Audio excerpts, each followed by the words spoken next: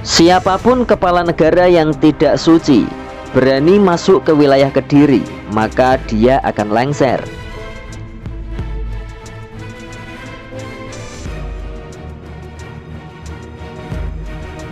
Siapapun presiden yang mendatangi kota Kediri, maka kekuasaannya akan dilengserkan. Itulah bunyi kutukan yang santer di kota Kediri. Konon katanya kutukan ini masih berlaku sampai dengan saat ini. Beberapa presiden yang mendatangi kota Kediri, di antaranya adalah Presiden Soekarno, B.J. Habibie, dan Gus Dur. Entahlah kebetulan ataukah benar kutukan itu berlaku. Mereka lengser dengan berbagai isu yang mendera pada masa pemerintahannya. Lantas, ada apa dengan kota Kediri? Kutukan kota Kediri berasal dari zaman kerajaan Kediri dan diucapkan oleh Kartikeya Singha. Dia merupakan suami Ratu Sima dari kerajaan Kalingga Keling Kepung Kediri dari abad ke-6 Masehi. Sekilas tentang kerajaan Kalingga, ada dua, yaitu di Jepara dengan nama Kalingga Utara dan Kalingga Selatan di kota Kediri. Mengapa ada dua kerajaan? Ratu Sima berasal dari Kalingga Utara dan Raja Kartikeya Singha berasal dari Kalingga Selatan. Dalam Babat Kediri dijelaskan bahwa jika pasukan Kediri menyerang terlebih dahulu terhadap musuh, maka Kediri akan selalu memenangkan pertempuran. Dan begitu juga sebaliknya, jika musuh menyerang Kediri terlebih dahulu, maka musuh yang akan selalu menang. Kutukan itu bukan hanya berlaku pada presiden, melainkan pada pejabat Kediri yang membawa harta dari Kediri dengan cara tidak benar, maka dia akan jatuh miskin dengan caranya sendiri. Paranormal Kota Kediri menuturkan jika kota ini adalah kota yang wingit. Beberapa folklore yang beredar bahwa di sana ada pusat kerajaan gaib di Simpang Lima Gumul. Perbatasan kerajaan Kediri adalah Sungai Berantas. Mitosnya, siapapun presiden yang menyeberangi atau datang ke kota Kediri pasti akan lengser dengan sendirinya.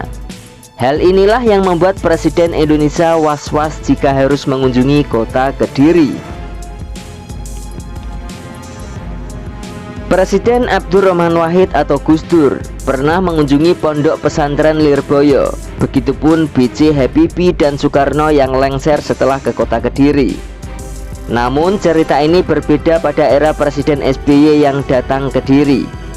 SBY tidak lengser dari jabatannya. SBY malah lanjut di 2 periode jabatan. Saat terjadi erupsi Gunung Kelut tahun 2007, mantan Presiden SBY dari Surabaya ke Kediri untuk menemui para korban bencana alam. Lokasi tempat pengungsian berada di Wates.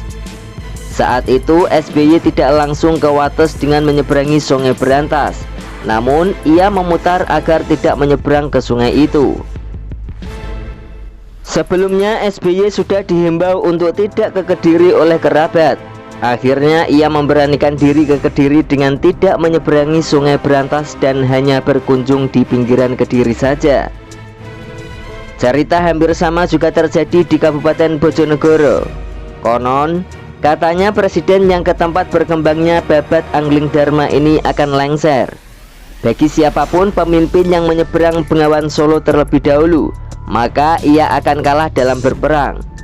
Hal itu terjadi pada Aryo Jipang yang menyeberang Sungai Bengawan Solo untuk melawan Joko Tingkir, yang saat itu akhirnya Arya Jipang kalah. Lantas bagaimana menjawab kebenaran mitos ini dari perspektif agama Islam? Dalil negasi untuk mematahkan mitos yang berkembang di masyarakat ini. Pengasuh Pondok Pesantren Lirboyo Kafabi Ma'rus mengatakan, dia meminta Presiden Jokowi untuk melakukan kunjungan kerja ke kota Kediri. Pemimpin pondok pesantren itu merasa dengan adanya mitos tersebut seakan Kediri termarginalkan. Hal tersebut jika diteruskan akan menuju hal yang tidak baik.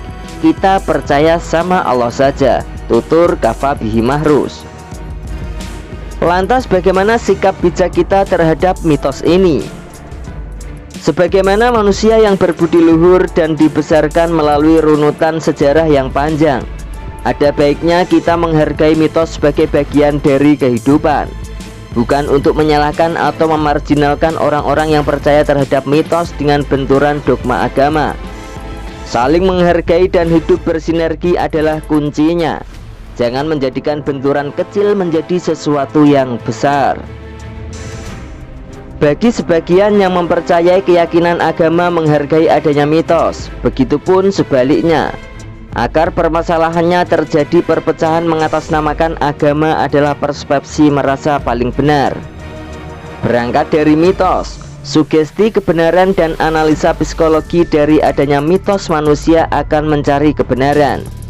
Dari kebenaran akan tumbuh pengetahuan baru. Mengapa tidak menjadikan mitos itu sebagai sarana menggali pengetahuan yang baru? Sampai sekarang belum diketahui tentang mitos kutukan kota Kediri, dan belum ada literasi kebenaran yang lebih mendalam.